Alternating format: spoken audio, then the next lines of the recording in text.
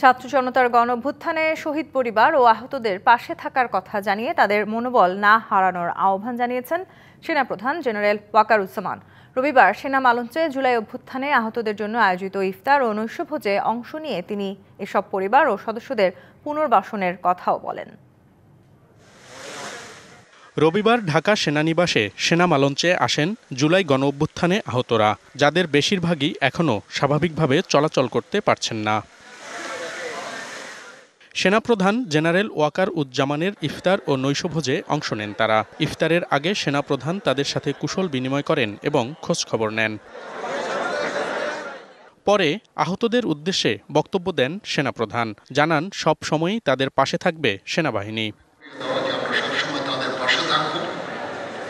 তাদের সাথেই থাকবো। তাদের এখানে অনেকে আহত, অনেকে চলাফেরা করতে পারেন না, দেখতে পারেন না। আমি আপনাদেরকে অ্যাসুরেন্স দিচ্ছি যে আমরা সবসময় আপনাদের পাশে থাকবো।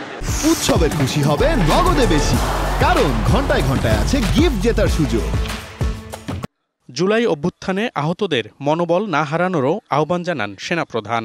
আমরা চেষ্টা করব আপনাদের একটা রিহ্যাবিলিটেশনের জন্য, সেদিকেই ইনশাআল্লাহ আমরা চেষ্টা করে যাব এবং এই আর্থিক সাহায্য সহযোগিতা সবসময় আপনাদের প্রতি আমাদের জারি থাকবে ইনশাআল্লাহ। আপনারা কখনো মনোবল হারাবেন না, মনোবল হারানোর কিছু নাই।